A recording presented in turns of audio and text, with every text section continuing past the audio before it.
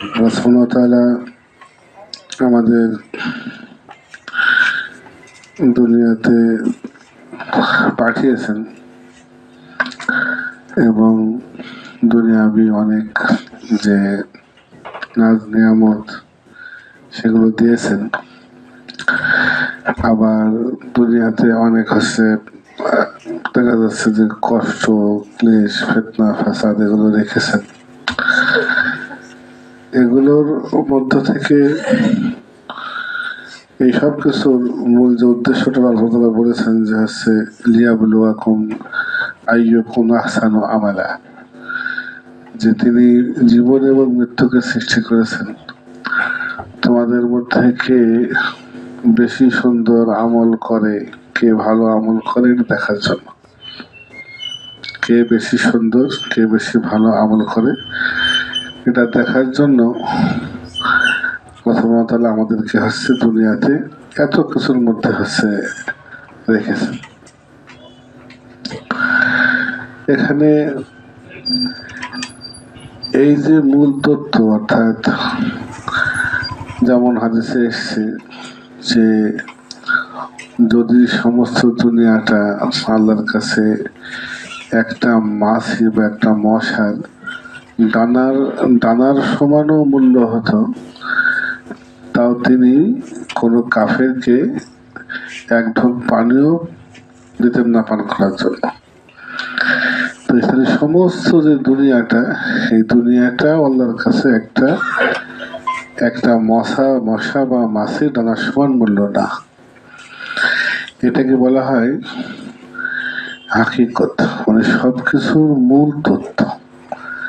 আমরা যা কিছু দেখছি বাহ্যিক, যেটা জহিরি যে জগৎটা, আমরা যা কিছুর জন্য পাওয়ার জন্য কাঁদছি, অনেক সময় না পেয়ে কাঁদছি, অনেক সময় পাওয়ার জন্য তার পিছনে দৌড়াচ্ছি, যত বিষয়কে আমরা নিজের জন্য দুনিয়া মনে করছে যে সেটা না পেলে আমার দুনিয়াটাই শেষ। অনেকে একটা চাকরি হোক, অনেকে একটা সন্তান, অনেকের কাছে এরকম ভাবে কোন একটা দেখা যাচ্ছে যে খেলাতে বিজয় অর্জন করা। বিশ্বকাপ পায়নি আর্জেন্টিনা কিংবা জাপান, তো যে খেলেছে সে টাকার জন্য খেলেছে, টাকা পেয়ে গেছে, সে সফল হয়ে গেছে। আর যে খেলাটা বাংলাদেশ থেকে দেখছে দর্শক, সে আত্মহত্যা করছে।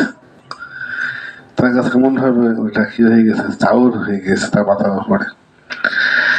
এই জন্য দুনিয়াতে এই যা কিছু আমরা করছি, এই সমস্ত কিছু এইটা মূল্যহীন, অগুরুত্বপূর্ণ।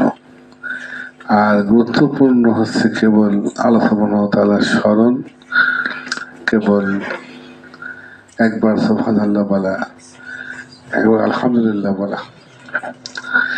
এটাকে হাকিকত বলা হয়। যে বাহ্যিক যা জগৎ আমরা দেখছি, এই জগতের ভিতরের দিকটা আসলে এটা বলে হাকিকত। আমরা একটা কথা শুনে থাকবো যে শরীয়ত, মারিফত, তরিকত, হাকিকত। তো হাকিকত বলতে এই জিনিসটাকে বোঝায় যে ওই জিনিসটা আসলে মূল তত্ত্বটাকে কি অনুধাবন করা, বুঝতে পারা। মুখে বলা খুব সহজ, কিন্তু হাকিকত পর্যন্ত পৌঁছানোটা অত্যন্ত কঠিন। প্রকৃতপক্ষে ওটাকে তাই মনে করা, যা আমি মুখে বলছি, যেমনটা বলছে যে মাছির টানার সমান না, আমার অন্তরে ওরকম মাছির টানার সমান মনে না হওয়া, এটাই হাকিকত পর্যন্ত পৌঁছানো। কঠিন ব্যাপার, কঠিন একটা স্তর। কিন্তু এই পর্যন্ত না পৌঁছালে কিন্তু কি হবে, যদি এই পর্যন্ত না পৌঁছায়, আমার ওই একটা মোবাইলের মতো হয়ে যাবে যে নেটওয়ার্ক পায় না। মোবাইল আমার সবই ঠিক আছে, কিন্তু কি নেটওয়ার্ক পায় না। তো এই দেহ, এই শরীর, এই যে আমার দেহ, আমার শরীর, যদি এটা যে উদ্দেশ্যে তৈরি করা হয়েছে সেই হাকিকতটাকে বুঝতে না পারে, তার অবস্থা হবে এরকম যে আল্লাহর সঙ্গে কোনো কানেকশন নেই, নেটওয়ার্ক নেই। উদ্ভ্রান্ত বিচ্ছিন্ন, যেমনটা অন্য হাদিসে এসছে যে সে কোন গর্তে গিয়ে মারা গেল। আল্লাহ বলছেন যে যে ব্যক্তির চিন্তা ভাবনা হয় শুধুমাত্র ইসলামকে নিয়ে, আল্লাহকে নিয়ে, আল্লাহ তার দুনিয়ার যাবতীয় চিন্তার জন্য যথেষ্ট হয়ে যায়। আর যার তাসাব্বাত বিহিল হুমুম, যার চারিদিক থেকে দুনিয়ার সমস্ত চিন্তা ঘিরে ধরে, পাকড়াও করে ধরে, সে ওর মধ্যে নিমজ্জিত হয়ে থাকে, তো সে কোন গর্তে গিয়ে মলো আল্লাহ তো পরোয়া করেন না, খেয়াল করেন না। তাহলে কি হয়ে গেল যে আমার হলো ওই দেহটা নেটওয়ার্ক বিহীন একটা মোবাইলের মতো হয়ে গেল, আল্লাহর সঙ্গে কানেকশন থাকলো না, আল্লাহর সঙ্গে কানেকশন থাকলো না। এইটাকে অনুধাবন করতে পারা কেমন ভাবে, যেমন ভাবে আল্লাহ বলছেন, দেখো ভয়ঙ্কর ব্যাপার, কঠিন ব্যাপার, খুব কঠিন ভাবে অনুধাবন করা।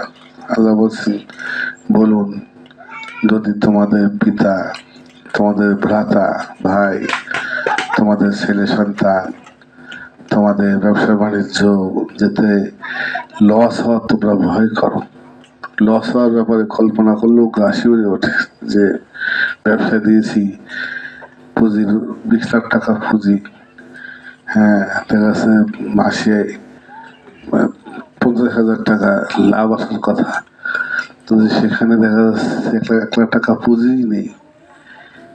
মানুষের এমন একটা জায়গা এটা যে উল্লেখ করলেও মনে হলেও তার আতঙ্কে শিউরে ওঠে লস হওয়ার কথা। তাক সৌনা কাছা দাহা অতিজা রথকুম, সেই ব্যবসা যার তোমরা লস হওয়াকে ভয় করো। কিরকম আল্লাহ তার দৌ না, ওই সমস্ত বাসস্থান যা তোমাদের খুব পছন্দ হয়, নিজের বাড়ি, নিজের ঘর, তার মানে দূর থেকে যখন বাসায় আসে, বাড়িতে আসছে, একটা কুল গাছ, একটা জাম গাছ বাড়ির সামনে আসছে, দেখেই মনটা ভালো লাগে যে মাসা কিরকম তার দৌ না, পছন্দ করো, খুব তৃপ্ত সহকারে সেটাকে তোমাদের ভালো লাগে। বলুন যদি তোমাদের পিতা, তোমাদের সন্তান, তোমাদের ভাই, তোমাদের হচ্ছে আত্মীয় স্বজন, তোমাদের হচ্ছে ব্যবসা যা তোমরা লস হওয়াকে ভয় করো, তোমাদের সেই বাসস্থান যা তোমরা অত্যন্ত প্রিয় জ্ঞান করো, যদি বেশি প্রিয় হয়, মিনাল্লাহি ওয়া রাসূলিহি ওয়া জিহাদিন ফি সাবিলিহি, আল্লাহ থেকে বেশি প্রিয় হয়, তার রসুল থেকে বেশি প্রিয় হয়, যদি আল্লাহর রাস্তায় প্রচেষ্টা করা, সংগ্রাম করা থেকে বেশি প্রিয় হয় ওইগুলো, তাহলে অপেক্ষা করো আল্লাহর সাথে আসা পর্যন্ত। তাহলে এই দুনিয়াকে কত তুচ্ছ জ্ঞান করতে হবে, আল্লাহর আদেশের সামনে নিজের সন্তানকে তুচ্ছ জ্ঞান করতে হবে, আল্লাহর নির্দেশের সামনে নিজের পিতা মাতাকে তুচ্ছ জ্ঞান করতে হবে, আল্লাহ নির্দেশের সামনে যে সম্পদকে, নিজের সন্তানকে তুচ্ছ জ্ঞান করতে হবে। যেভাবে ইব্রাহিম আলাইহিস সালাম কি করেছিলেন, যখন তিনি স্বপ্ন দেখলেন যে তিনি তার সন্তানকে জবাহ করছেন, তখন তিনি জবাহ করার জন্য কি প্রস্তুত হয়ে গেলেন, বললেন যে হাসিনী আরা ফিল মানামি আন্নী আযবাহুকা ফানজুর মাযা তারা, আমি তো দেখছি যে আমি তোমাকে জবাহ করছি স্বপ্নে, তো এখন তুমি কি বলছো, তুমি ইয়া আবাতি ইফআল মা তু'মার সাতাজিদুনি ইনশাআল্লাহু মিনাস সাবিরিন, হে আমার পিতা, আব্বাজান, আপনি আপনি যা খুশি করুন, যা খুশি করুন, আপনাকে যা আদেশ করা হচ্ছে সেটা আপনি করুন, আমি সবর করবো ইনশাআল্লাহ। ফালাম্মা আসলামা ওয়া তাল্লাহু লিল জাবিন ওয়া নাদাইনাহু আইয়া ইব্রাহিম قد صدقت الرؤيا إنا كذلك نجزي المحسنين। যখন তারা উভয়ে আল্লাহর সামনে নিজেকে সঁপে দিল, আমি ডাকলাম, হে ইব্রাহিম, তুমি তো তোমার স্বপ্নকে বাস্তবায়ন করেছো, এভাবেই আমি নেককার লোকদের পুরস্কার দিয়ে থাকি। তো এই পুরা দুনিয়াটা আল্লাহর কাছে মাছি দানার সমানও মূল্য রাখে না, কথাটা বলা সহজ, বাস্তব ময়দানে গিয়ে নিজের সন্তানকে দিয়ে নিজের পিতা, নিজের মাতা, নিজের জ্ঞাতি গোষ্ঠী, নিজের সম্পদ, নিজের বাসস্থান সবগুলোকে পরিত্যাগ করে মক্কা থেকে মদিনা হিজরত করাটা কি কঠিন ব্যাপার। হারাম চাকরি ছেড়ে দিয়ে হালালে চলে যাওয়াটা কি নানা অজুহাত, তখন নানা বাহাত অজুহাত।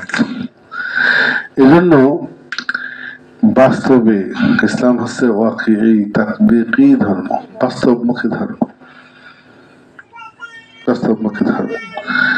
যখন আমরা চিন্তা করি যে বড় কোনো কিছু করবো আল্লাহর জন্য, আল্লাহ দরবারে গ্রহণযোগ্য হওয়ার জন্য, একজন বড় মানুষ হওয়ার জন্য বড় বড় কিছু করব, অনেকে মনে করে যে জিহাদ করব, বিরাট নেতা হব, বিরাট রাষ্ট্র কায়েম করব, খিলাফত কায়েম করব, এখান থেকে গজওয়ায়ে হিন্দ হবে, ইন্ডিয়া দখল করে নেব, দিল্লিতে আবারও মুসলমানদের শাসন কায়েম করব, সেখান থেকে আমেরিকা, সেখান থেকে ব্রিটেন সব কায়েম করব। আমি একজনকে বলেছিলাম একদিন, যখনই আমলের কথা আসে, যখনই অলায়ত অলিপ্ত আল্লাহর মহব্বতের পাত্র হওয়ার প্রশ্ন আসে, তখন জিহাদের পয়েন্টটা দেওয়া হয়। তো জিহাদের সুযোগ তো সবসময় থাকে না। আল্লাহ সুবহানাহু ওয়া তাআলা অবশ্যই এরকম জুলুম করবেন না যে যে জিহাদটা হয়তো কয়েকশো বছরও হয় না, কখনো হয় কখনো হয় না, কেবল সেইটাই তার ওলি হওয়ার মাধ্যম হবে, কেবল সেইটাই তার কাছে প্রিয় বান্ধব হওয়ার মাধ্যম হবে। প্রত্যেকটা যুগে, প্রত্যেকটা এলাকাতেই এমন কিছু আমল থাকবে যেটা আল্লাহর কাছে বিরাট আমল বলে গণ্য হবে, যেটা আল্লাহর কাছে বিরাট কিছু বলে গণ্য হবে। এজন্য এটাই ইনসাফ, এটাই ইসলামের যে মহত্ব, এটাই ইসলামের বড়ত্ব, যে ইসলাম সব সময় ইন্নাল্লাহা ওয়াসিউন আলিম, আল্লাহ মহা জ্ঞানী, তিনি প্রশস্ত, তিনি প্রশস্ত, মানে তার কাছে কি, তার কাছে হচ্ছে কি প্রত্যেকটা যুগে, প্রত্যেকটা সময় এমন একটা তরিকা, এমন একটা পথ তিনি রাখবেন যেখান থেকে ঠিক বের হয়ে যাবে লিয়াবলুয়াকুম খালাল্লাযী খালাকাল মাউতা ওয়াল হায়াতা লিয়াবলুয়াকুম আইয়ুকুম আহসানু আমালা। তিনি সৃষ্টি করেছেন জীবন মৃত্যুর এই চক্রটাকে, তিনি সৃষ্টি করেছেন জীবন মৃত্যুর এই চক্র তিনি সৃষ্টি করেছেন কেবল এইটাকে জানার জন্য, প্রকাশ করার জন্য যে তোমাদের মধ্যে কে বেশি ভালো আমলদার। তাই কে বেশি ভালো আমলদার, কার বেশি আমলের শক্তি রয়েছে, কার বেশি আমলের সদিচ্ছা রয়েছে, এটাকে প্রকাশ করার জন্য, এটাকে হচ্ছে বের করার জন্য তিনি প্রত্যেকটা যুগে, প্রত্যেকটা জায়গায় কি রাখবেন, প্রত্যেকটা জায়গায়, প্রত্যেকটা যুগে ব্যবস্থা রাখবেন। যে রাজা দেখা যাচ্ছে তাকেই তার সামনে তার সন্তান হয়তো মদপান করেছে, জেনা করেছে, তার শাস্তি কায়েম করতে হবে। এরকম একটা সালতানাতে অসলো রাজ্য কায়েম হয়েছিল সেনেগাল আশপাশের অঞ্চলে। 14 নম্বর আমাদের আছে যে মৌরিতানিয়া, মালি, ঘানা, সেনেগাল। হ্যাঁ, তো ওখানে সামরে তোরে একজন মুজাহিদ এবং একজন আলেম, নামটির মনে হচ্ছে হয়তো চাইনিজ, আসলে সেনেগাল আফ্রিকার একটা অঞ্চল।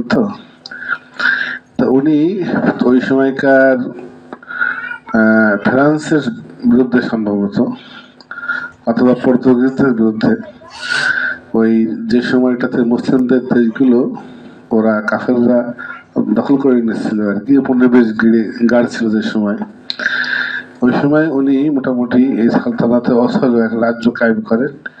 ওনার ডাকে বহু মুসলিম সাড়া দিয়ে ওই সময় কাফেরদের মোকাবেলা করেন এবং কাফেরদেরকে বেশ কণ্ঠাসা করে ফেলেন। সেই সময় ফ্রান্সের ওরা একটা কৌশল করে, ওরা ওনার ছেলেকে কোনোভাবে ভুলিয়ে প্রথমে বন্দি করে নিয়ে যায়।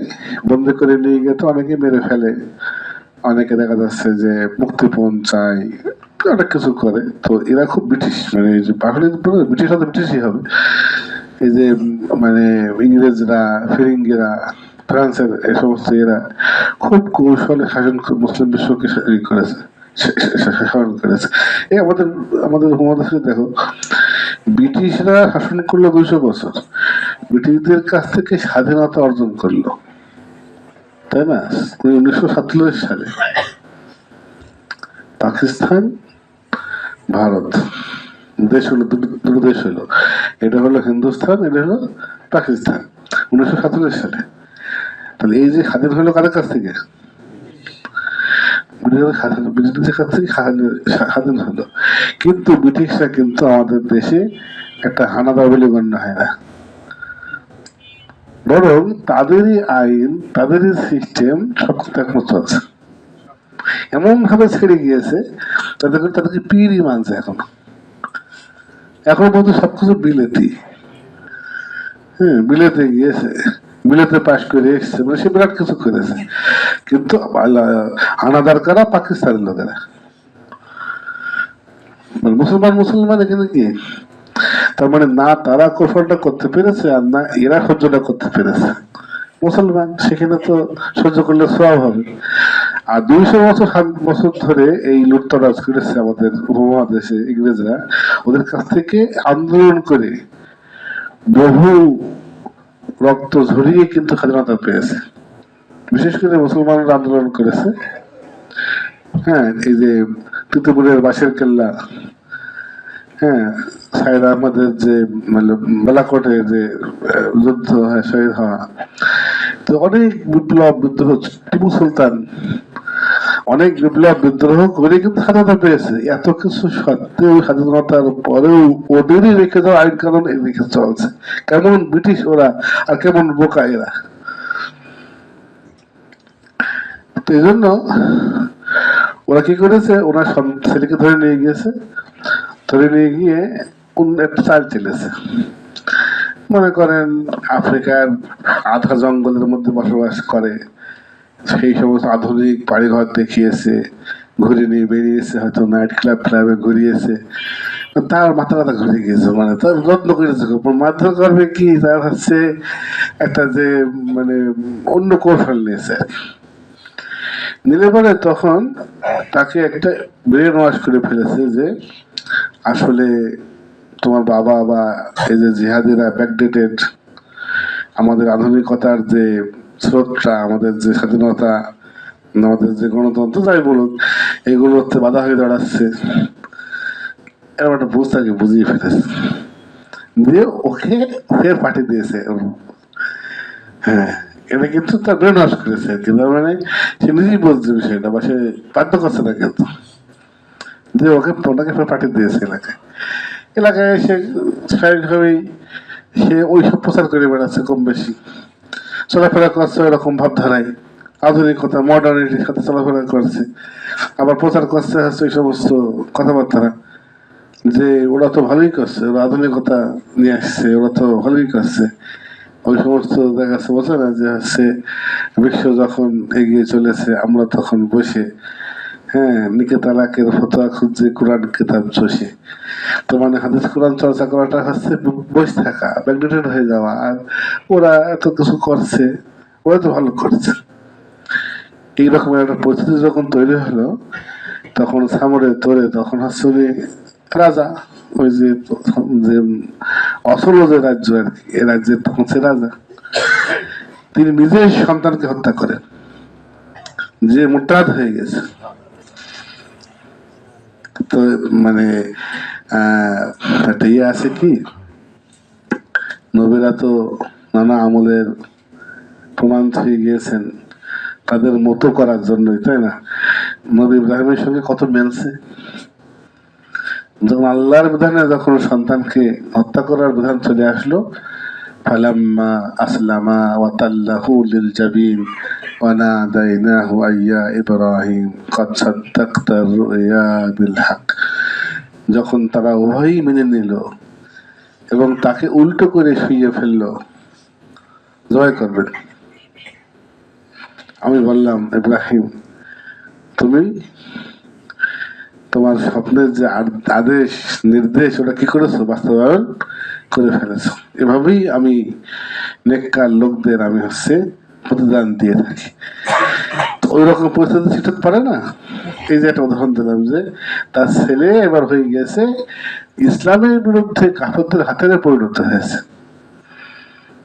এখন কি কিছু করার নেই। কোথায় হয়তো তারপরে সে রাজা হবে, তা না হয়ে তাকে কি করতে হচ্ছে? হত্যা করতে হচ্ছে, হত্যা করতে হচ্ছে। তাহলে বলুন, তোমাদের পিতা, তোমাদের সন্তান, তোমাদের ভাই, তোমাদের জ্ঞাতি গোষ্ঠী, বংশ, তোমাদের ব্যবসা, তোমাদের বাড়িঘর যদি বেশি প্রিয় হয় আল্লাহর থেকে, রসুলের থেকে এবং আল্লাহর রাস্তায় জিহাদ করার থেকে, তাহলে অপেক্ষা করো, আল্লাহর শাস্তি খুব শিগগিরই আসবে।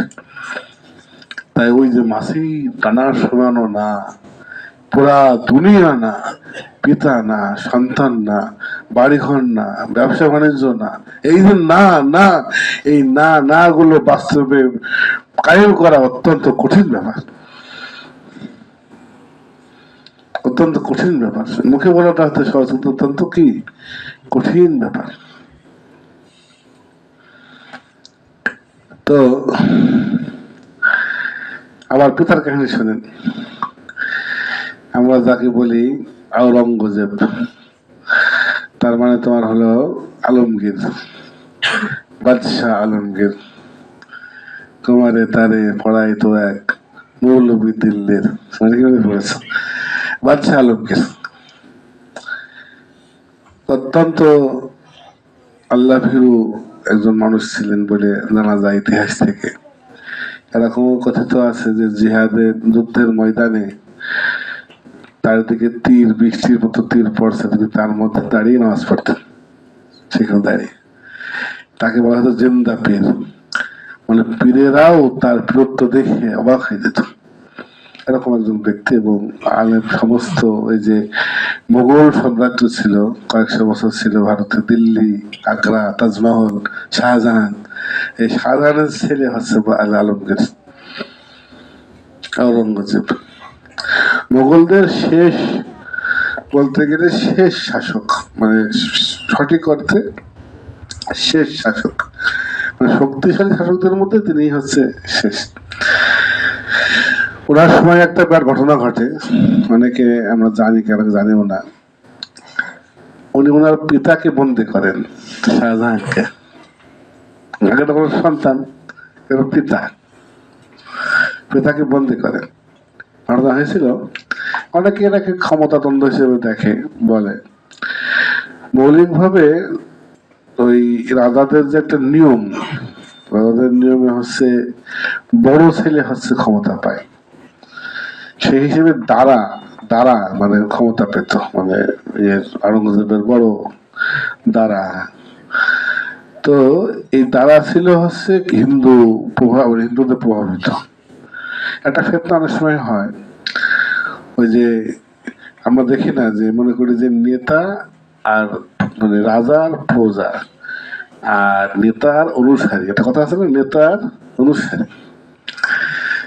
তো অনুসারীরা যা চায় আমরা দেখি যে নেতাকে মেনে চলে অনুসারীরা, এটা যেরকম ঠিক, এ কিন্তু উল্টোটাও ঠিক, উল্টোটাও ঠিক। যদি বেশিরভাগ অনুসারী চায় কিছু, নেতা কিন্তু করতে কি হয়, তাই না? দেশে এরকম না? এই জন্য কোরআনে একটা আয়াত আছে, একটা কথা হাদিসও আছে, যে যে ব্যক্তি কোনো খারাপ কাজ চালু করে, যারাই তাকে মেনে চলে, ওই সবার গুণা তার হয়। এরকম একটা, মানে এটা কোরআনেও আছে, এটা হাদিসেও আছে। তো এখন এই হিসেবে কিয়ামতের দিন এই অনুসারীরা বলবে যে হ্যাঁ, উলাই আদাল্লুনা, এরা আমাদের পথভ্রষ্ট করেছে। ওরা ছিল নেতা, আমরা ছিলাম অনুসারী, তাই আতিহিম, হ্যাঁ, ওদেরকে হচ্ছে ডবল শাস্তি দেন, ওদেরকে, ওদের শাস্তিটাও পাবে আবার কি, যারা অনুসারী পথভ্রষ্ট হয়েছে শাস্তি কি।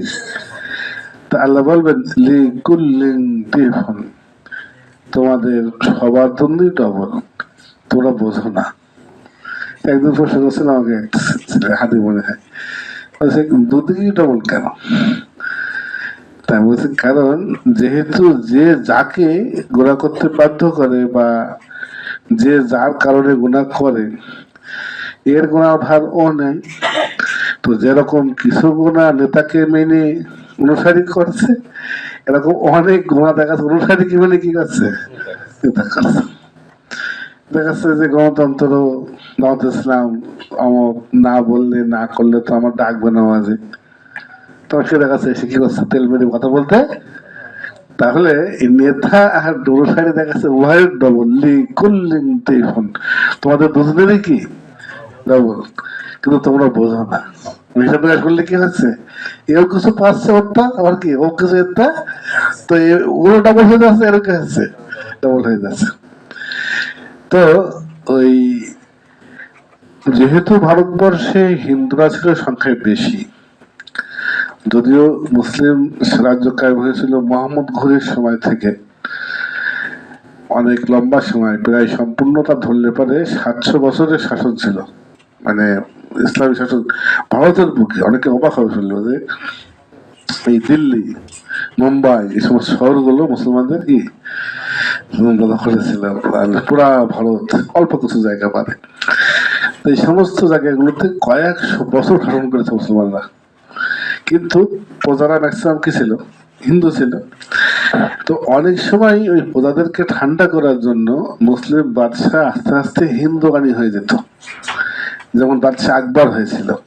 অনেকে আমরা জানি বাদশাহ আকবর হচ্ছে দিনে ইলাহি নামে একটা দিন চালু করেছিল। এই দিনে ইলাহি ছিল মূলত ইসলামকে বাদ দিয়ে হিন্দুগানি কিছু প্রথা আর কিছু খ্রিস্টান প্রথা এক জায়গায় করা। সকালে উঠে ওই যে মানে আগুন জ্বালানো, একটা প্রদীপ জ্বালানো, এই যেগুলো করে ওরা আর কি, সমস্ত কিছু নিয়ম কানুন তারা যোগ করেছিল। এবং বাদশাহ আকবরের কিন্তু স্ত্রীরাও স্ত্রী হিন্দু ছিল, মুসলিম না হয়েই হিন্দু অবস্থাতেই কি ছিল তার, হ্যাঁ। এবং এবং সেই স্ত্রীর সন্তান সম্ভবত ওই জাহাঙ্গীর, বাদশাহ আকবরের ছেলে জাহাঙ্গীর, বাদশাহ জাহাঙ্গীর। আকবরের পরে জাহাঙ্গীর আসলো, জাহাঙ্গীরের পরে হচ্ছে শাহজাহান, শাহজাহানের পরে আওরঙ্গজেব। বাবার হইল আবার জ্বর, সারিল ঔষধে। বাবার হচ্ছে বাবর, হইল হুমায়ুন, আবার হচ্ছে আকবর, জ্বর জাহাঙ্গীর, সারিল শাহজাহান, ঔষধ হচ্ছে আওরঙ্গজেব। তো এই যে মানে মানে জাহাঙ্গীরেরও হচ্ছে 12টা বছরের মধ্যে 6টা বছর চলেছে এরকম হিন্দু আনির সিস্টেমে।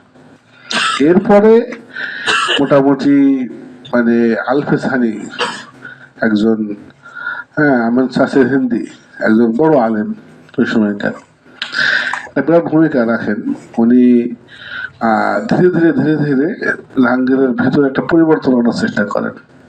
যেহেতু মুসলমানদের তো বিরোধিতা আমাদের ছিলই, জাহাঙ্গীরের শেষ 6 বছর মোটামুটি খুব ভালো, মানে প্রথম অর্ধেক খারাপ ছিল, শেষের দিকে কি ভালো ছিল। সেই ধারায় চলছিল শাহজাহানের সময়। এখন দ্বারা যেহেতু হিন্দু আনি ভাবে আছে, মানুষ তো শীঘ্রই দেখেছে কি হয়েছে, ইসলামকে বাদ দিয়ে একটা ভিন্ন ধর্ম চালু করা হয়েছে। সালাম দেওয়ার বদলে বাদশাহ আকবরের সময় নিয়ম করা হয়েছিল আসসালামু আলাইকুম না বলে বলবে যে আল্লাহু আকবার, আল্লাহু আকবার। আকবরের নাম আছে আমাদের এরকম অনেকে বোঝে না যে, হ্যাঁ, তো দেখা যাচ্ছে কি এজন্য সালামের বদলে কি আল্লাহু আকবার বলা যাচ্ছে না। এরকম অনেক বিধিখ্রিস্টি আইন কানুন বাদশাহ আকবরের সময় ছিল। এখন দারাকে যদি রাষ্ট্র দেওয়া হয়, ওই পরিস্থিতি ফের তৈরি হয়ে যাওয়ার কি আছে, সম্ভাবনাটা হচ্ছে ছিল। তখন অনেক আলেম ওলামা সে সময় বাদশাহ আলমগীরকে, আওরঙ্গজেবকে হচ্ছে, উনি ধর্ম অনুরাগী ছিলেন এবং ভালো, তাকে দেখে বোঝা যায় না যে ছেলেটা কিরকম হবে। উনি ছিলেন ছোট, ওনাকে উৎসাহিত করেন যে তুমি ক্ষমতা গ্রহণ করো। আর সেনাবাহিনীর মধ্যেও যেহেতু মুসলমানদের একটা প্রচার ছিল, একটা ভালো অংশ তার ডাকে সাড়া দেয় আর তিনিও গ্রহণ করেন। এই গ্রহণ করার মধ্যে কিছুটা ক্ষমতার লোভ থাকতেও পারে, সেটা কিন্তু এখানে মূল বিষয় না, কারণ রাজার সন্তানদের মধ্যে ব্যাপার এরকম যে পুরাটাই তার হচ্ছে দিনের, মানে কিছুই ক্ষমতার লোভ ছিল না এরকম বলাটা আমাদের পক্ষে এখন অনেক টাফ ব্যাপার, থাকতে পারে, কিন্তু এই বিষয়টাও ছিল ইতিহাসে, কিন্তু ওইটা বেশি বেশি দেখা হয়। যে ক্ষমতার লোভে বাবা কি করছে, অনেকেই এখন এইভাবেই, মানে কোনো একটা কিছু ঘটছে, ছেলে হয়তো হক বলছে, বাপের সঙ্গে মেলছে না, তখন বাপকে মানছে না, বলে বাপ মানলো না, কেন যে মানলো না কথা কিন্তু খুলে বলে না। তো ওই ইতিহাসে আওরঙ্গজেবের ব্যাপারে কলঙ্কিত হয়ে লেখা আছে যে বাপকে বন্দি করে নিল। বন্দি কেন করেছে এই বিষয়ে কিন্তু কি হয় না, উল্লেখ করা হয় না সাধারণত। তখন তখন ওনার পক্ষে লোকজন বেশ ভালো হয়ে যায়, মানে যেহেতু সবাই চাচ্ছিল রাষ্ট্রের, সবাই যেহেতু একটা ইসলামী রাষ্ট্র ছিল, সবাই চাচ্ছিল যে রাষ্ট্রটা ওরকমই থাক, ইসলামের উপরেই রাষ্ট্রটা থাক। তখন উনি সাপোর্ট পান, আলেম ওলামাদের সাপোর্ট পান, এবং হচ্ছে সেনাবাহিনীর কমান্ডারদের সাপোর্ট পান, পেয়ে মোটামুটি ওনার বাবাকে বন্দি করে ফেলেন। যুদ্ধ বিগ্রহ কিছু হয়েছিল, বিজয়ী হলেন, দিয়ে বাবাকে আটকে ফেলেন, মানে বাবার যে উদ্যোগ বাবাকে কি হচ্ছে আটকে ফেলছে। আর দারা সুজা, সুজা পালিয়ে গেল, আরেক ভাই সুজা, আর দারাকে ধরা পড়লো, ওনার হাতে ধরা পড়েছিল। সেই সময়কার আলেমদের ফতুয়াতে দারাকে হত্যা করা হয় যে মোরতাদ হিসেবে, সেটা মোরতাদ। তারপরে যেহেতু ইসলাম বাদ দিয়ে হিন্দু ধর্মকে করার চেষ্টা করছিল, যে মোরতাদটা ছিল আকবর, ওকে তো হত্যা করা যায়নি, সেটা নিজেই বাচ্চা। এখন হচ্ছে ওর ভাই আওরঙ্গজেবের মাধ্যমে কি হলো, ওই দ্বারা কি করা হলো, হত্যা করা হলো। তাহলে এইরকম একটা বিরাট ব্যাপার এখানে তিনি কি করেছেন, আমি মনে করি যে এই রকমের বিদ্রোহ ক্ষমতার লোভ অনেকেরই থাকে। ক্ষমতার লোভ মনে করেন যে যদি আওরঙ্গজেবের থেকে থাকে, তো ক্ষমতার লোভ তো যে সুজারও ছিল, তো সুজা কেন বিদ্রোহ করলো না? এরকম যুগে যুগে যতগুলো রাষ্ট্র রাজ্য এসছে, সেখানে বড় ভাই রাজা হয়েছে, ম্যাক্সিমাম ক্ষেত্রে বড় ভাই কি হয়েছে, তো অন্যরা বিদ্রোহ করেনি কেন? এই বিদ্রোহটা ম্যাক্সিমামই করে না মানুষ কিন্তু বদনামের ভয়তে, যে বাপকে বন্ধ করবো, আমার ইতিহাস লেখা হয়ে যাবে যে বাপকে হচ্ছে বন্ধ করেছে, ভাইকে হত্যা করবো, ইতিহাস লেখা হয়ে যাবে যে ভাই কি করেছে। ওর থেকে ভাইয়ের আন্ডারে আমি একটা সেনাপতি হয়েই থাকি, আমি তো এমন তো না যে পুরা যদি ভাই ক্ষমতায় আসি তো ভাই কি পাবে, সেটা পদই পাবে, সেটা অন্য কিছু পাবে। তো ওই বদনামটাকে নিতে চাই না, তাই না? ম্যাক্সিমাম কিন্তু অনেক সময় কি হয়, সব জায়গা সাথে মেলছে, কিন্তু আমার ইতিহাসের পাতায় কি থাকবে, একটা বদনাম লিখিত হয়ে থাকবে, একটা মানে হচ্ছে এটা কিন্তু মানুষ কি হয় না, চাই না, তাই না? মনে আছে সিরাতের এগুলো মনে রাখবা, এখন বুঝতে পারবা যে কি বলতে চেয়েছিলেন। তাহলে সাদ ইবনে মুআজ যখন ওই যে বনু কুরাইজার যারা ইহুদি ওই ধরা হলো, তাতে অনেক সময় দেখা যাচ্ছে কিছু লোক আছে অত্যন্ত বদমাইশ, মানে বিরাট দেখা যাচ্ছে যে মনে করো যে হচ্ছে গাল মন্দ এটা সেটা করে, মদ মাতালি, মদ খায়, মোড়ে দাঁড়িয়ে সব গালিগালাজ করে, মহিলারা গেলে পারে রিপ্রেজিং করে, দেখা যাচ্ছে যে মানুষ গেলে ইট মারে, এরকম লোক আছে না? তো এই লোকটাকে সবাই চায় যে মরুক, কিন্তু ওকে মেরে খুঁড়ে দায় করে চায় না,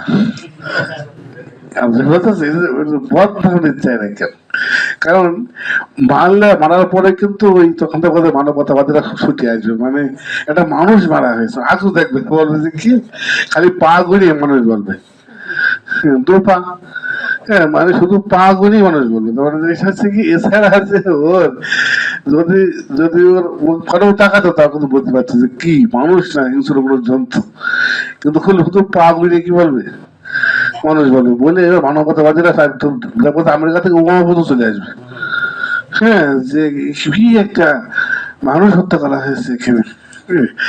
তো এই বাদ বাকি আর তার কার্যক্রম কি করা হবে না, এই যে ইতিহাস হয়ে থাকবে যে অমুক খুনি সে মানুষ খুন করেছে।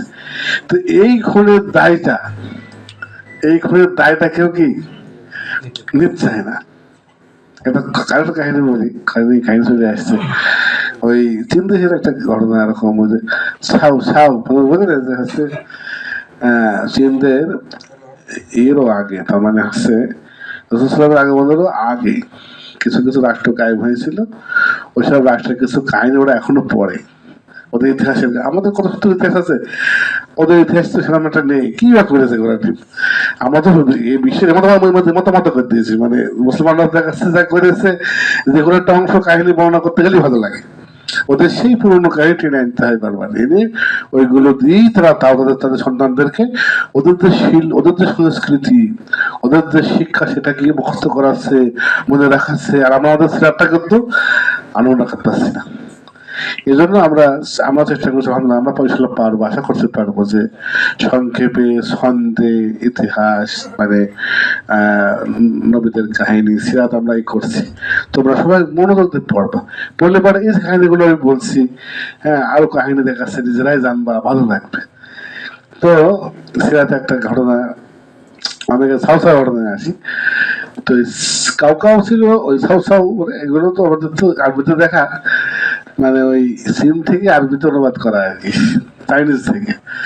তো মূলত ওইটা হচ্ছে সাও এরকম আর কি। তো ওইটা এদের কাছে যেমন ইংরেজিতে তোমার হচ্ছে সিএইচ দিয়ে লেগে অনেক সময় সিতে ক উচ্চারণ হয়, এসব বিভিন্ন ভাষায় যাতে গিয়ে।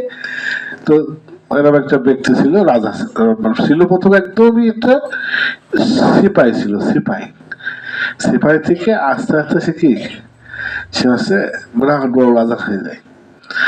তো এইরকম এই ব্যক্তি রাজা হওয়ার কাহিনীর মধ্যে একটা এরকম যে তখনকার এক বড় রাজা, তার বিরুদ্ধে এই সাউ কেবল কিছু বিদ্রোহ শুরু করেছে, কিছু হামলা শুরু করেছে। তো ওই রাজার দরবারে এর একটা বন্ধু উজির হিসেবে কাজ করতো, উজির কনসালটেন্ট মানে পরামর্শদাতা, মুস্তাশার। তো কনসালটেন্ট তো সব জানে গোপন বিষয়ে রাজার। তো কোন একটা ব্যাপারে মানে ওই রাজার হচ্ছে বিরোধ হয়েছে, ওই উজিরের সঙ্গে কি হয়েছে, ওই রাজার একটা বিরোধ হয়েছে। হলে পরে মানে বিরোধটা তাও বলি যে ওই রাজা যুদ্ধ করার জন্য রওনা হয়েছে, তখন ওই রাজার ছেলে অসুস্থ হয়ে পড়েছে। তখন এই অসুস্থ হওয়ার কারণে সে যুদ্ধটাকে স্থগিত করেছে। তখন এ বলছে যে কাইদুন কবি, নির্বোধ রাজা সন্তানের কারণে কেউ যুদ্ধ বন্ধ করে, এটা রাজনীতি। কিন্তু কারণ যুদ্ধ মানে তো একটা রাজা সেভাবে হচ্ছে কি তার কাছে রাজনীতি আর রাজ্য বড় হবে সব থেকে। কত সন্তান মরবে, কত সন্তান আসবে, কত স্ত্রী মরবে, কত স্ত্রী আসবে, কিন্তু তার যখন যুদ্ধের সঠিক টাইম, সেই টাইম থেকে সে যুদ্ধ কি করবে না, পিছিয়ে আসবে না। পিছিয়ে গেলে তো বিরাট ব্যাপার, কারণ কত খরচ করে একটা সেনাবাহিনী গেলাম, তখন দেখা ছেলে জ্বর এসছে, ওরা ছেলেকে চলে গেছে দৌড়িয়ে দেখা থেকে একে খানাই। এটা তো রাজার কাজ না। তো কথা ঠিক আছে, এটাকে বলে হয় তার কথাটাকে ঠিক আছে। যদি এটা হকের যুদ্ধ হতো, যদি খেলাফতের যুদ্ধ হতো, এটা কি করা যেত? সন্তান অসুস্থ আছে, মারা যাচ্ছে, এখন তাই বলে আমি দেখা যাচ্ছে এত খরচপাতি করে সৈন্যবাহিনী ভিড়িয়ে যুদ্ধ করতে যাবো যখন, তখন দেখা যাচ্ছে সরকার গিয়েছে, যদি মারাও যায় তাও তো কি করা যাবে না, বন্ধ করা যাবে না। এই জন্যই বলছে যে নির্বোধ। তখন ওই ব্যক্তি হচ্ছে রাগান্বিত, রাজা রাগা, হ্যাঁ আমাকে নির্বোধ বলে। তখন হচ্ছে ওই ডেকে ডেকে বেত মেরেছে পিঠের উপরে, রেগে গিয়েছে। এর সঙ্গে ওই সাহেবের হচ্ছে বন্ধুত্ব ছিল আগে, প্রাইমারিতে পড়েছে, আমি আমাদের ভাষায় বলছি আর কি, প্রাইমারিতে একটা থাকে পড়েছে।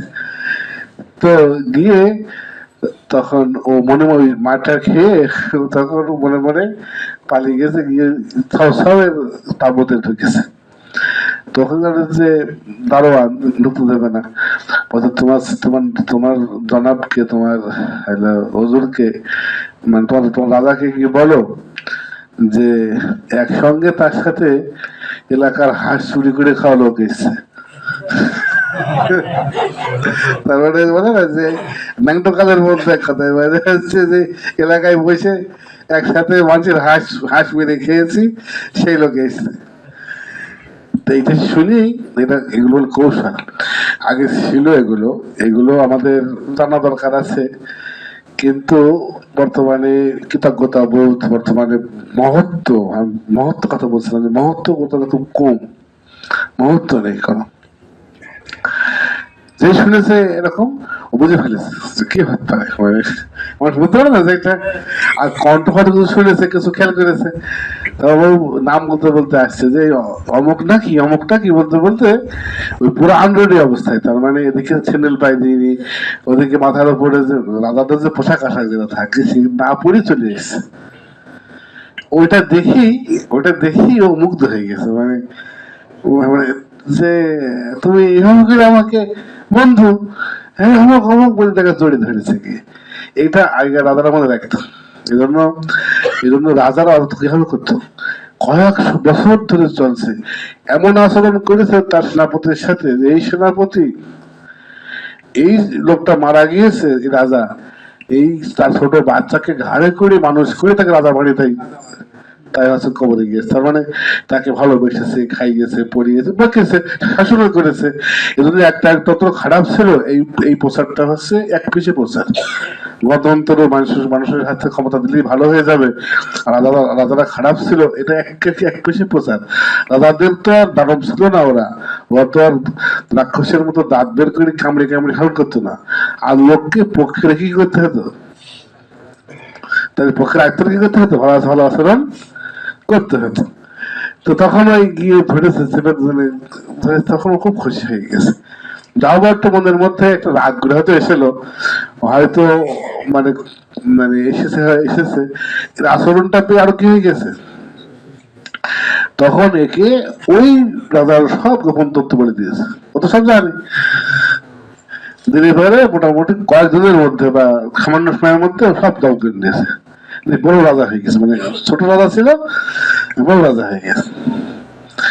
তো রাজা হলে পরে তখন এই লোকটা, এটা এটা সময় হয়, অনেক কাহিনীতে বিষয়টা আছে।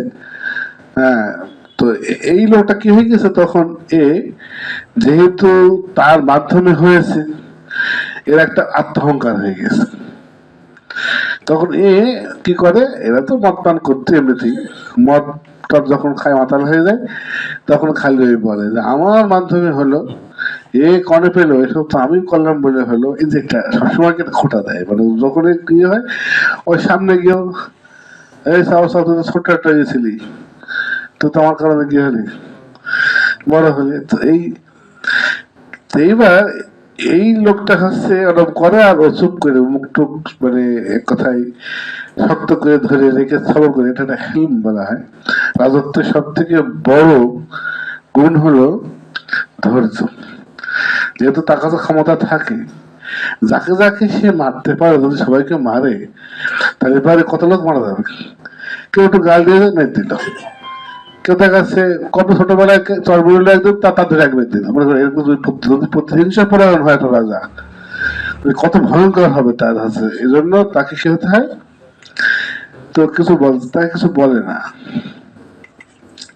তখন কি করেছে, একদিন এরকম খুব বেশি মানে যখন এসছে, রাজাকেও হচ্ছে কালবন্ধ করেছে, আবার রাজা চলে যাওয়ার পরে এই করে চলে গিয়ে সাইড করে হেসেছে, হ্যাঁ তাই তো, তোর জন্য তো হয়েছে, যা সব বুঝা গেছে, চলে এসছে। ও তো কিন্তু চাচ্ছে কে মারতে, তাই না, কিন্তু কেন মারছে না, বদনাম হয়ে থাকবে, ছাউ ছাউ তার বন্ধুকে কি করেছে, যে এই যে বদনামটা কি করতে চায় না মানুষ। যদি ব্যক্তিগত ব্যাপার হয় তাহলে এই বদনামটাকে না নিয়ে তাকে ছেড়ে দেওয়াটা মনোহবতা। যেমন রসুলাম কাকে ছেড়ে দিয়েছে, আব্দুল বাইকে, তাকে গালমন্দ করেছেন, ছেড়ে দিয়েছেন। হাজুমর বলছেন তাকে আমি হত্যা করি, বলছেন না, মানুষ বলবে যে আমি আমার লোককে বের ফেলি। এদের কিন্তু একই। যদি দিনই কানুনে কোনো প্রয়োজন হতো তাহলে কিন্তু কি করতেন, ওই বদনাম ঘাড়ে নিয়ে হলো কি করতেন। যাই হোক, তো এই ব্যক্তি কি করলো, তখন এই ব্যক্তি হচ্ছে ওকে মারতে পারছে না, কি করেছে, ওই জায়গার একটা সেনা কমান্ডার তার রাগ হয়ে গেছে। মানে সেনা কমান্ডার তো সবসময় কি থাকে, যারা রাজাদের উপর থেকে একটা মাহবুব থাকে। তো এরকম যখন বেশি কথা বলেছে, একটা কোপ মেরে দিয়েছে। যখনই কোপ মেরেছে তখন এই খবরটার কাছে গিয়ে খুশি হয়েছে, কিন্তু খুশি হয়েছে, কিন্তু প্রকাশ করছে খুব খুব খুব রাগ হয়েছে তার। হ্যাঁ তুমি এই কাজ কেন করলে, আমার বন্ধু, আমার হচ্ছে তার আমার উপর তার অনেক অবদান রয়েছে, তখন এই একে হত্যা করে ফেলো, একে রায় দিচ্ছে, তখন দিচ্ছে কি হত্যা করে ফেলো।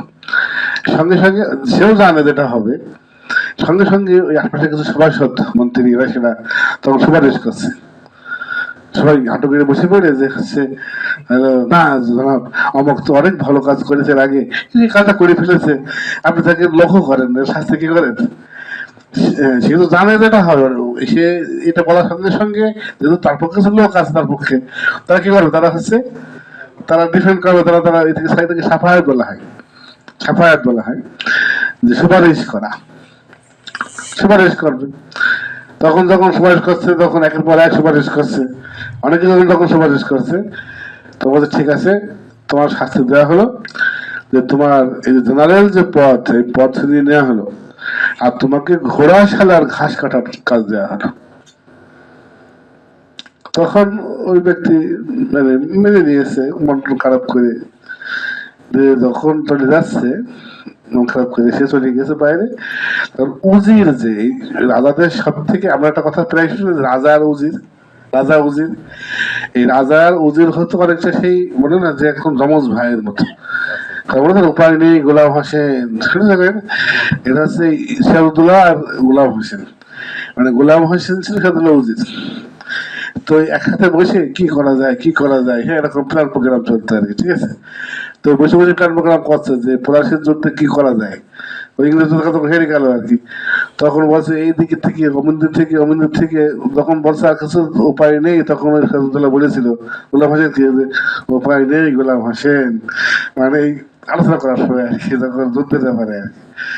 তো উজিরা রাজা কি একটা মানে রাজ্যের সব বিষয়টি কি হতো, বিষয়টা আলোচনা হতো। তো উজিরটা যে উজির ছিল সে বলছে মন খারাপ করছো কেন, তোমার সমস্যা নেই, তুমি যা করেছো এতে রাজা খুশি হয়েছে, তুমি খালি 7 মাস খাটো, দেখো তোমার পথ কোন যায়, দেখো এই যে একটা মানে ও দেখালো 7 মাসের মধ্যে কত লোক ভুলে যাবে, কত সাংবাদিক সব বলল বাবা রাজা সত্যি, রাজার কোনো দোষই নেই, আমক বেঁধে দিয়েছে, তাকে আবার কি করে বেরিয়ে দিত, কিন্তু হচ্ছে অনেকে সাফায়াত করে সুপারিশ করে কি তাকে ঠেকিয়েছে, জানটা বাঁচিয়েছে, কিন্তু তাই তার কি বেশ বাঁচিয়ে কিছু নাকি, যদি জেনারেল যদি রোজক যদি হচ্ছে ঘোড়ার ঘাস কাটে তাকে জীবন থাকে, ও বেরিয়ে ফেলেছে।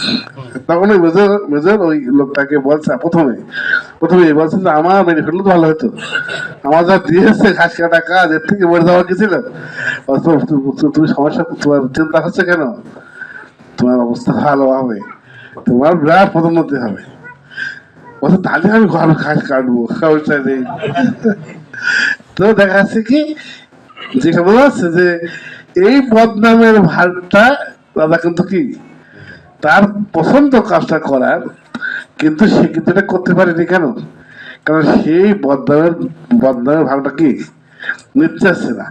যখন সেই বদনামের ভাগটা যখন নিয়ে ফেললো অন্য কেউ, তখন সে তাকে কৌশলে কি করলো, কৌশলে এমন ভাবে তাকে সাপোর্ট দিল না যাতে করে আবার বদনাম তার পড়িয়ে যায়, এমন ভাবে তাকে সাপোর্ট করলো যাতে করে বদনাম তার উপর কি অনেক রাজনীতির মাধ্যমে, অনেক কিছুর মাধ্যমে, কিন্তু এই জন্য যারা বর্তমানে দেখছো না যে যারাই করছে না কেন রাজনীতির বিষয়গুলো পড়াশোনা করে না, ভাবেও না, এই জন্য দেখো যে অনেক আন্দোলন ব্যর্থ হয়, অনেক জঙ্গিবাদ হিসেবে চিহ্নিত হয়ে যায়, তারপরে বুঝে ফিরে করে না এক কথায়। তো এগুলো হচ্ছে, আমি এখানে আমি যেটা বলতে চাচ্ছিলাম যে বদনামের ভাগ নেওয়া। তো ওই যে বাবাকে বন্দি করা আওরঙ্গজেব, আমার যেটা মনে হয় যদি শুধু ক্ষমতার ব্যাপার হতো সে রিস্ক দিত না।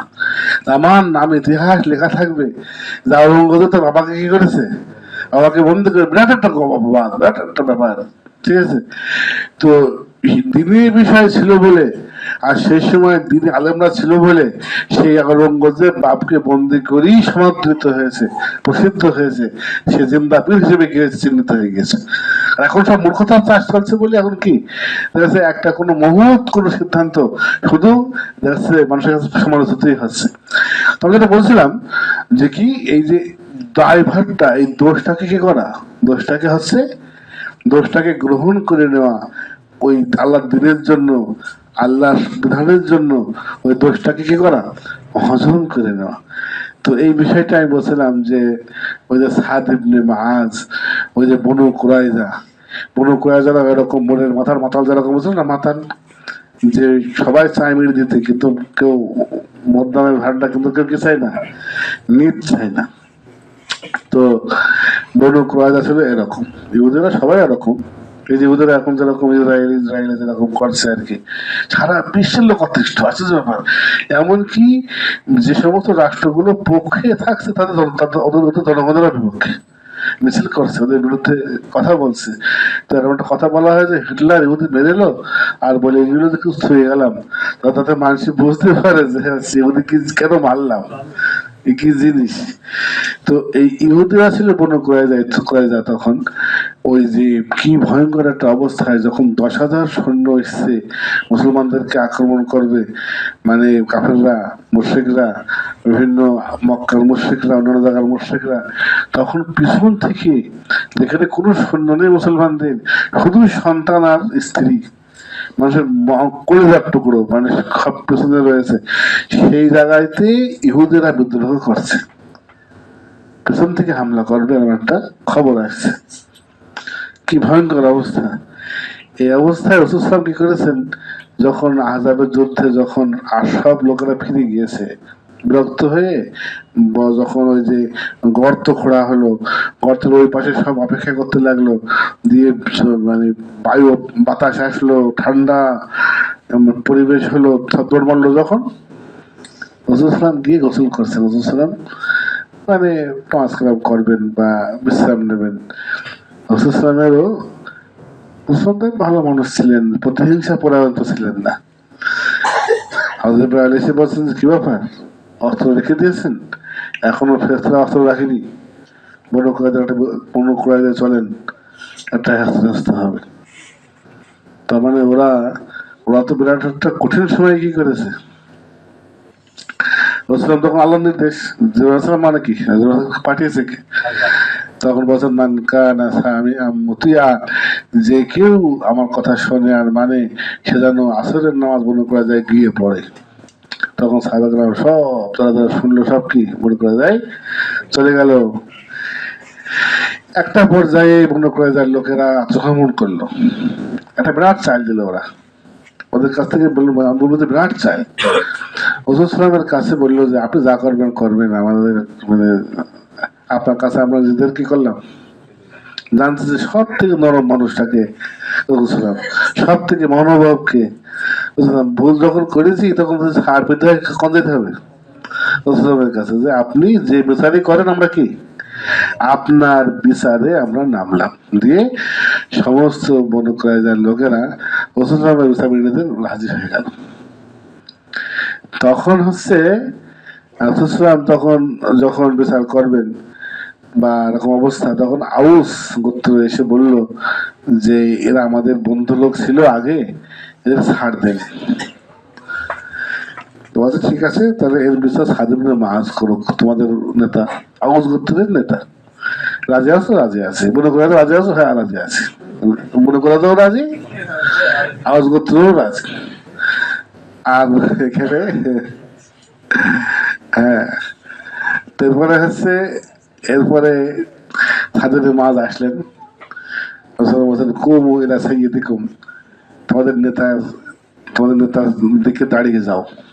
দাঁড়িয়ে যাওয়ার বিষয়টা ইয়ে আছে অনেকে, আল্লাহ তাআলা সম্মানের বিপরীত। আল্লাহ তাআলা সবসময় চাই মানে অহংকারী হয়ে যাওয়া, প্রত্যেকটা ব্যক্তি আমি বড় এরকম একটা ইয়ে চাই। এজন্য ওরা যে কোনো সম্মান সূচক বিষয়ের বিরুদ্ধে থাকে আল্লাহ তাআলা সবসময়। দাওয়ানোর ব্যাপারে লম্বা কথা আছে, তারপরেও মৌলিক ভাবে দাঁড়িয়ে যাওয়া, দাঁড়িয়ে একটু এগিয়ে যাওয়া, এটা কারো মতেই না যায় না। দাঁড়িয়ে দাঁড়িয়ে থেকে কি করা, একটু এগিয়ে যাওয়া, মানে এটা এটা যদি কেউ করে তাহলে সেটা রেখে থেকে থাকবে না, বা একটু হাত বাড়িয়ে মুসাফা করতে যায় কেউ, এটা আলাদা আলাদা জানে না, এটা সূক্ষ্ম একটা ব্যাপার আছে। কিন্তু কুমু ইলা সাইয়্যিদ ইলা, ইলা শব্দ, ইলা কুমু লি সাইয়্যিদিকুম না, কুমু ইলা সাইয়্যিদিকুম, তোমাদের নেতার কাছে দাঁড়িয়ে যাও। তার মানে তোমরা বসে থাকবা, তিনি এখন তিনি বিচার করবেন, এখন তিনি বিচার করবেন, টাকাটা ভাবলাম দিতে হবে, বাকি সবাই উঠে গিয়ে তাকে নিয়ে আসবে, তাহলে কে লাগবে, জিনিসটা একটা ভালো লাগবে। তো এটা বললেন যে নিয়ে এসো, দাঁড়িয়ে গিয়ে নিয়ে এসো। তো তখন তারা গেল, সাদ তোমারই বন্ধু, তোমারই কাছের লোক, তোমাদের হেল্প টেল্প করতো, নরম করো, তেলটা কি করো, নরম করো। তখন তিনি একটা কথা বলেছিলেন, তিনি বলেছিলেন লাকাদ আদ আলী সাদ আল্লাহ ইয়াখাফা ফিল্লাহি লাউমাতা লাইম। আজকে সাদের সময় হয়েছে, চান্স পেয়েছে সাদ, যে আল্লাহর জন্য কারোর নিন্দাকে পরোয়া করবে না, ওই বদনামকে হজম করে নেবে। আজকে সাদ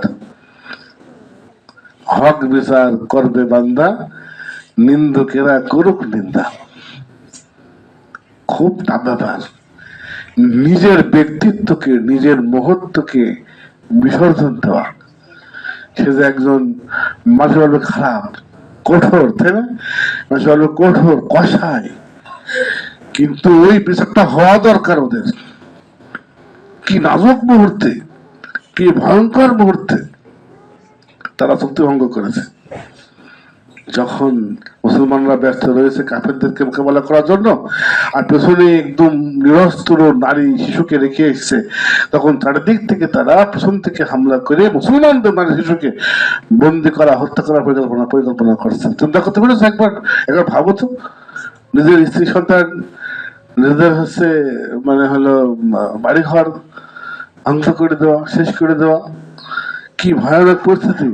ওই সময় ওই খবরটা শুনে সাহাবা একরামের মনের অবস্থা কেমন হতে পারে, যারা তখন পরীক্ষার সামনে, ওই গর্তের সামনে 10,000 মুশরিককে মোকাবেলা করছে। ওই সময় মদিনাটা নিশ্চিন্ন হয়ে যাওয়ার মতো অবস্থায় চলে এসেছে। তখন বনু কুরাইজা কি করেছে, এটা কি খেল তামাশা নাকি, যে এখানে এবার মাপ পেয়ে যাবে, এখান থেকে এবার ছেড়ে দেওয়া হবে আর দয়া দেখানো হবে। তখন সাদের মাছ কি করলেন, ওই যে মানে বদনামটা কি করলেন নিজের কাঁধে নিলেন। বলছেন যে আমি যা বিচার করবো এটা কি সবাই মেনে নেবে? সবাই মেনে নেবে। বলছেন আমার ডান দিকে যিনি আছেন তিনিও মানবেন? আল্লাহ রসুল মানে তোমার ভয় হচ্ছে যে আমি হয়তো বলবো, হয়তো পাঠিয়ে দেবেন, না না এত কঠিন করা যাবে না। বলছেন যে আমার ডান দিকে যিনি আছেন তাহলে তিনিও কি মেনে নেবেন? তো বলছেন হ্যাঁ, হ্যাঁ ওরা রাজি হয়েছে, তোমার বিচারে চূড়ান্ত। প্রত্যেকটা পুরুষকে হত্যা করা হবে, প্রত্যেকটা নারী শিশুকে দাসী বানানো হবে, দাস বানানো হবে। বললেন যে সাদ তোমার বিচার আরশের অধিপতির সঙ্গে মিলে গিয়েছে। ওই বদনামটা আল্লাহর রাস্তা কি করেছেন, তিনি কি করেছেন, হজম করেছেন। কিভাবে হজম করেছেন? আওরঙ্গজেব নিজের পিতাকে বন্দী করে ফেলেছেন, নিজের দাদা মানে মানে কথায় ভাই, বড় ভাইকে কি করেছেন, দাদা তাকে হত্যা করেছেন। এখনো পর্যন্ত ইতিহাসে আমরা ভালোভাবে দেখছি, একটুখানি বাইরের ইতিহাস পড়লে আওরঙ্গজেবকে বিরাট দোষী মনে করা হয়, বিরাট খারাপ। নিজের ভাইকে হত্যা করে, নিজের বাবাকে যাই হোক না কেন বাপকে বলতে করেছে। হ্যাঁ, কি খারাপ ছেলে। ঠিক এই পুরা দায়ভারটা কি করেছেন, তিনি কি করেছেন, তুচ্ছ।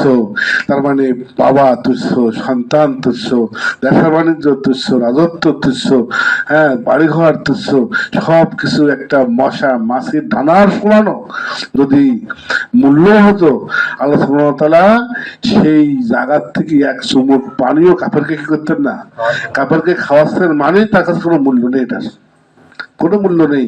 এই যে মূল্যহীনতা, এটাকে অনুধাবন করতে পারা, সত্যিকার অর্থে অনুধাবন করতে পারাটাকে বলা হয় হাকিকত। হক মানে সত্য না, হক মানে কি, হাকিকা মানে হচ্ছে যে সত্যিকার অর্থে কি করতে পারা, ওটাকে অনুধাবন করতে পারা। এটা খুব টাফ ব্যাপার।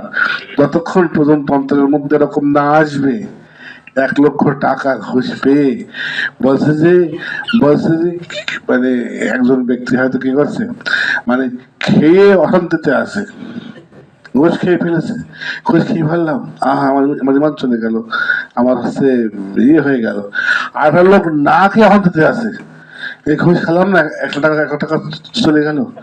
হ্যাঁ, এই দুজনের মধ্যে যেন মনে হচ্ছে না খাওয়াটা খারাপ। খেয়াল করেছো, খেয়াল করো, যে লোকটা খেয়ে এখন অশান্তিতে আছে, ঘুষ খেয়েছে, কে গিয়েছে ও অশান্তিতে আছে যে আহা ঘুষটা খেয়ে ফেললাম, আল্লাহ বিধান মানতে পারলাম না, কি সুদটা খেয়ে ফেললাম, 1 লাখ টাকা 5 লাখ টাকা যাই হোক খেয়ে ফেললাম, আমার কি অন্তরের মধ্যে কি লাগছে, তবা তাচ্ছিল্য করছে, কাঁদছে, অস্থিরতা বোধ করছে।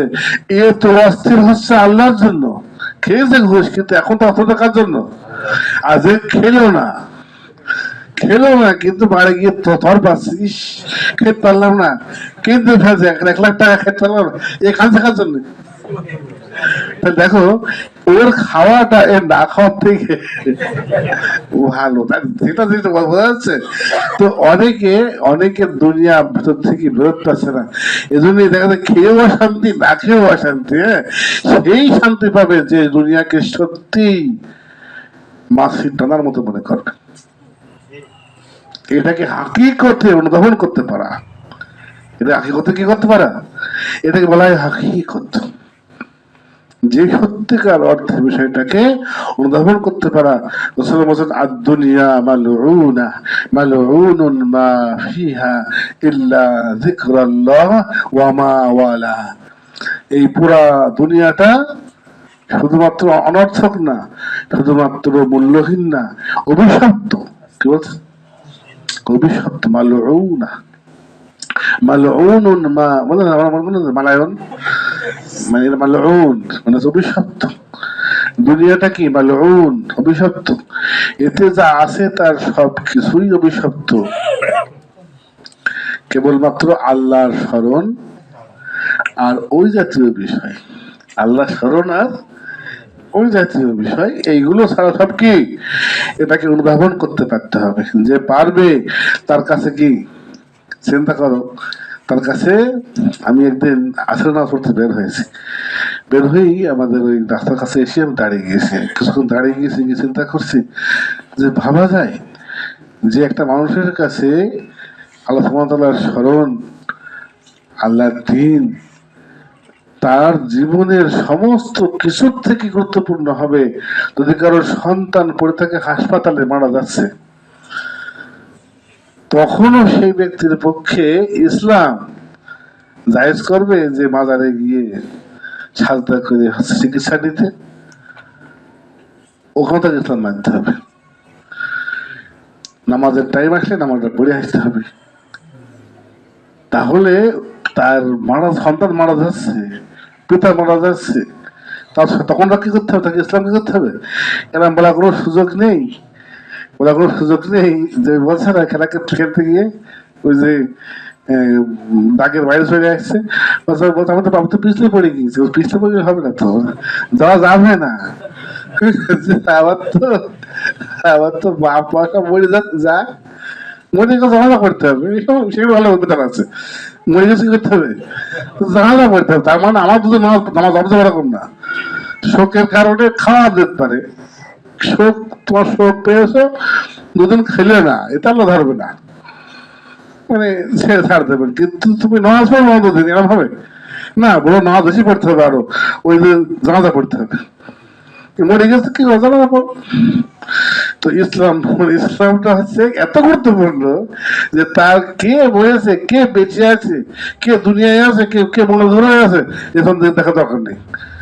তোমার যে যেখানে আছো সেখানে বসে কাজটা করতে হবে।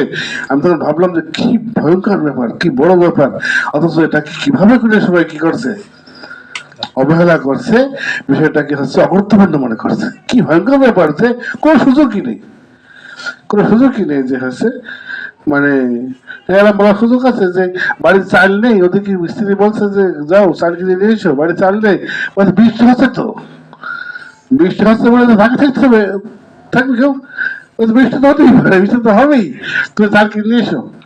তো ওরকম ভাবে দেখা যাচ্ছে যে রকেট বৃষ্টি হচ্ছে, তার মধ্যেও হয়তো ইসলাম কি করতে হবে, হ্যাঁ, বলছে যে জিহাদের ময়দানের কথা বলছেন, ওয়াজকুরুল্লাহ কাসীরা, জিহাদ করো, তরবারির সামনে জিহাদ করো, আল্লাহকে বেশি কি করো, স্মরণ করো।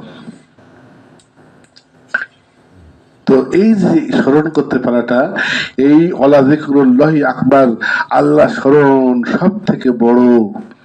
আল্লাহ স্মরণ সব থেকে করে, আল্লাহ স্মরণ সব থেকে কি সব থেকে বড়। রাসূলুল্লাহ বলছেন যে সুবহানাল্লাহ বিহামদিহি সুবহানাল্লাহিল আযীম, এটা সুবহানাল্লাহ আলহামদুলিল্লাহ, এই সমস্ত জিকির গুলো আকাশ এবং পৃথিবীর মাঝখানের সমস্ত জায়গাটাকে ভর্তি করে দেয়। রাসূলুল্লাহ বলছেন যে একটা সময় আসবে, মানুষ বুঝে ফেলবে যে হচ্ছে দুনিয়ার সমস্ত সম্পদের থেকে একটা সাজদা করাটা বেশি দামি। একটা সাজদা করতে পারাটা কি বেশি? যে ব্যক্তির এই রকমের হাকিকতের বুঝ আসবে, তার মন নামাজ থেকে ব্যবসায় যাবে না, বরং ব্যবসায় থেকে নামাজে চলে আসবে। বুঝে না, তার মন কি নামাজ থেকে ব্যবসায় যাবে না। ব্যবসায় আসছে কেন? ব্যবসাকে গুরুত্বপূর্ণ মনে করে বলে ব্যবসায় তার মন চলে আসছে। বলছে হুজুর আপনার নামাজ 3 রাকাত হয়েছে। বলছে কেন, কিভাবে বুঝলি? বলছে আমার 4টে দোকান, আমি প্রতি রাকাতে এক একটা দোকানের হিসাব মিলাই, আজ আমার 3টে মিলেছে, আর একটা কি মিলতে বাকি আছে। তো যে ব্যক্তি ব্যবসাকে তুচ্ছ জ্ঞান করবে, নামাজকে যে ব্যক্তি উচ্চ জ্ঞান করবে, সেই ব্যক্তির বরং ব্যবসার মধ্যে কি হয়ে যাবে, এই আদান হচ্ছে কিনা, একজন কাছে পাশে একজন চিল্লি উঠেছে, বলছে আগে আদান হচ্ছে নাকি, তার মন থাকবে কোথায়? ওই দেখি কখন দোকানটা বন্ধ করবো, কখন কি করবো, কখন মসজিদ থেকে শান্তি পাবো। রাসূলুল্লাহ বলতেন ইয়া বিলাল আরিহনা বিসসালাহ, হে বিলাল তুমি নামাজের আয়োজন করে আমাদের শান্ত করো। আলহামদুলিল্লাহ, মাঝে মাঝে এরকম অনুভূতি আমরা পাই।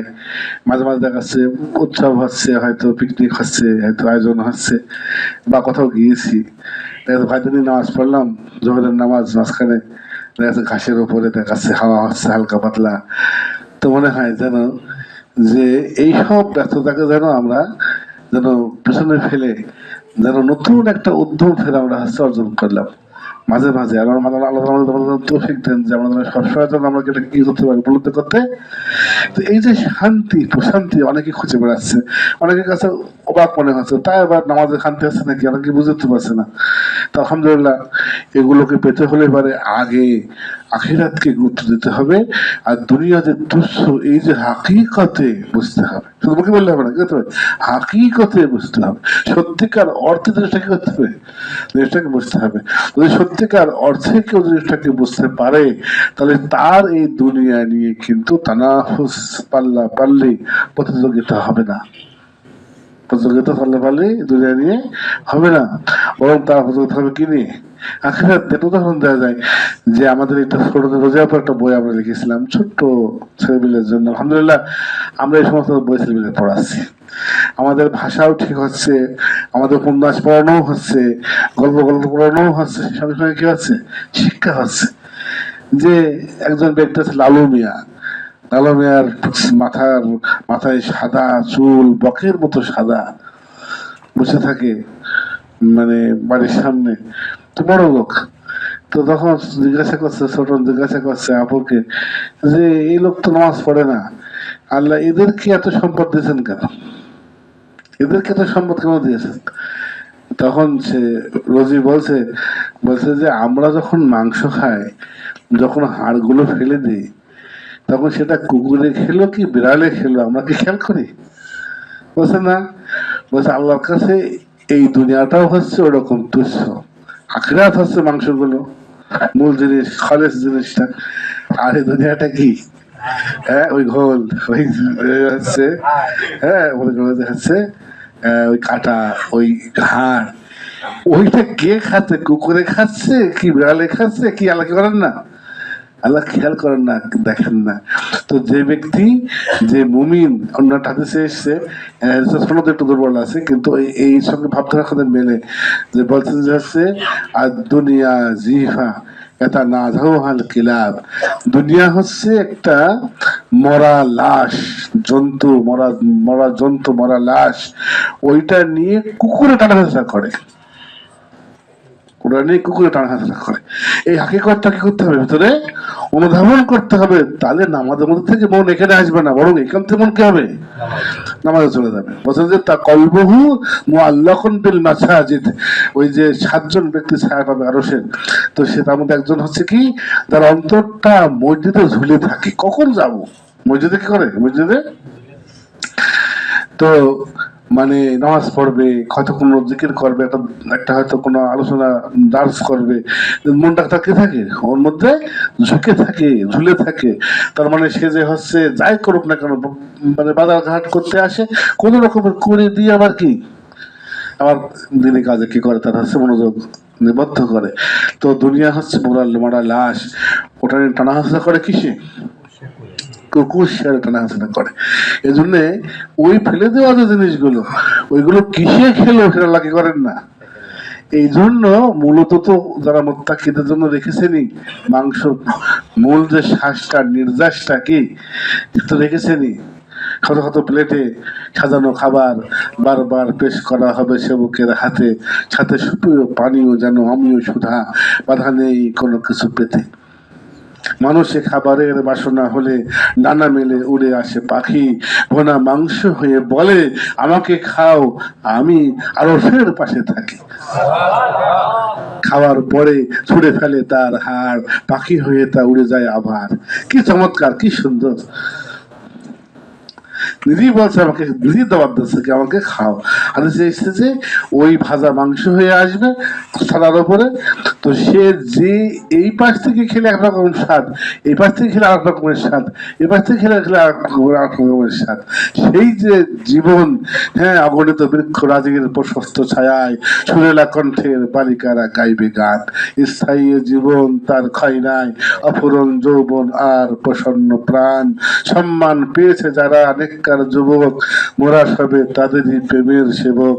তারই মাঝে মধু সাজে একজনা, অতি মনোরমা সুন্দরতমা, বুকেতে লেখা তার প্রিয় জনা, তুমি প্রেম আমার, আমি তোমার প্রেমা, আনতা হিব্বি ওয়ানা হিব্বুকা। তোমাদের সপেছি প্রাণ, চাই না কিছু আর, তুমি ছাড়া এ ভুবন নিশীথ আধার। সঙ্গীতের তালে গাছের ডালে শিহরণ জাগে, মানবীয় আবেগে জড়ো কাঠ গেয়ে ওঠে গান। সেই সুমধুর তান আর সুর উপভোগে আবেগে শীতল হয় যুবক প্রাণ। পাখা মেলা ঘোড়ায় চড়ে আকাশে উড়ে আনন্দ ভ্রমণ, যখন যেখানে খুশি যত দূরে যেতে চায় কৌতূহলী মন। বাতাসে উড়ে আসা মিসকের কণা অজানা শরীরে বুলিয়ে যাবে হাত, হঠাৎ শিহরণে মন হবে আনমনা, কামনা বাসনা সব পোড়া হবে নির্ঘাত। ভ্রমণ শেষে অজানা অসীম দেশে বাসরের বেশে এক সুমতি স্বজন বদন রাঙিয়ে বলে শুভ্র হেসে, আমাকে কি নেই প্রয়োজন। নির্জনে রমণীর ধ্বনি শানিত তীরের মতো বিধে, কাঁধে মৃদু তাল, চোখে রক্তিম লাল চাহনি, এখনই মিলিত হওয়ার সাথে অবাধে আমাকে ডাকে। কে তুমি ও মানব হরিণী, ক্ষমা করো চিনতে পারেনি। সেই বাঁশরি বধূ মধুমাখা মুখে চিকমিকে রেশমি ওড়নাটি কাঁধে ফেলে দুলে দুলে শোনাবে আমাকে, হে প্রিয় তুমি গেছো কি ভুলে, কোরআনে যা বলে সমগ্র রজনী যারা বিছানা ছেড়ে অঝরে ক্রন্দন করে মুক্তির তরে, কেউ না জানে তার প্রতিদানে মনোহরি কি আছে সঙ্গোপনে। আল্লাহ বলেছেন। সেই জিনিসের তুলনায় বলছে যে হচ্ছে প্রেমিকার দিকে যখন তাকাবে তখন এক দৃষ্টিতে 70 বছর কেটে যাবে। সেই জীবনের তুলনায় এই জীবনে যখনই যাবে বলছে কি, তারা বলবে যে আমরা তো চিরস্থায়ী, আমরা কখনো আমরা মৃত্যুবরণ করব না। স্ত্রীরা বলবে আমরা চির সুখী, কখনো দুঃখী হব না, চির প্রসন্ন কখনো বিষণ্ণ হব না, চির তুষ্ট কখনো রুষ্ট হব না। ওই ব্যক্তিরা কত সৌভাগ্যবান যারা আমাদেরকে পাবে, আমরা ওদেরকে পাবো। জীবনে কখনো সে গেট খুললে স্ত্রীর মুখে হাসি ছাড়া দেখতে পাবে না, মুচকি হাসি। এমন ভাবে মুচকি হাসবে কি বলছে প্রাসাদ বাগান সব আলোই ভাসে। দেখবে যে পুরা প্রাসাদ বাগান আলোকিত হয়ে গেছে, বিদ্যুৎ চমকায় না চারিদিকে অন্ধকার, কিন্তু হঠাৎ বিদ্যুৎ চমকে ওঠে, সব দেখা যায়। তখন মানুষ বলবে কি ব্যাপার, এত আলো কোত্থেকে আসলো? বলা হবে ওই দূরে ফেরদাউসে স্বামীকে দেখে এক হুরিতে হাসে, মুক্তার মতো তার দুধ সাদা দাঁত, সে আলোয় ভরে গেছে এই জান্নাত। তখন ইবনুল কাইয়্যিম বলছেন কসম রবের, ওই হুরের মুখের চুম্বন বলো দেখি কেমন সুখের। তো সেই যে মানে আল্লাহ আল্লাহ আল্লাহ বলছেন যে এই দুনিয়া হলো, এই দুনিয়া হচ্ছে খেলতামাশা, কি পুতুল খেলা, খেলতামাশা, খেলতামাশা। আর আখিরাত হচ্ছে হিয়াল হায়াওয়ান, আখিরাত হচ্ছে সত্যিকারের জীবন। এই যে সত্যিকারের জীবন, এই যে হাকিকত, এই যে দুনিয়ার তুচ্ছতা আখিরাতের উচ্চতা, এই হাকিকতটাকে অনুধাবন করতে পারা, এটা অনুধাবন করতে পারতে হবে। কমপক্ষে এর মাধ্যমে কি হবে, অন্তরের মধ্যে একটা আক্ষেপ আসবে, একটা ক্রন্দন আসবে, একটা না পারার, একটা ব্যর্থতার গ্লানি আসবে, একটা কমতির ভাবনা আসবে, একটা অপরাধ বোধ আসবে, একটা পাপ বোধ আসবে। ওইটার দাম অনেক, ওইটার কারণে হয়তো আমার আমল সংশোধন হয়ে যাবে, অথবা আল্লাহ সুবহানাহু ওয়া তাআলা এমনি মাফ করতে পারেন। আর যদি তা না এসে যদি কেবলই আসে হচ্ছে মানে আমি তো ভালো, নামাজ না পড়লেও তো আমি মানুষের ঠকাইনি, আমি তো ভালো, যদি এই আসে, যদি এই নিয়ে যদি কবরে যায়, আল্লাহ সুবহানাহু ওয়া তাআলা অহংকারীকে কি করবেন? অহংকারকে ছাড় দেবেন না। অহংকার যে করে সে তার রাজত্ব নিয়ে, তার চাদর নিয়ে ঠনাহাসা করে। এই বিনয়টাকে অর্জন করতে হবে, এই দুনিয়ার তুচ্ছতাটাকে অর্জন হাকিকতটাকে অনুধাবন করতে হবে। তো ঠিক আছে, বুঝতেই থাকে সেটা। আসসালামু আলাইকুম।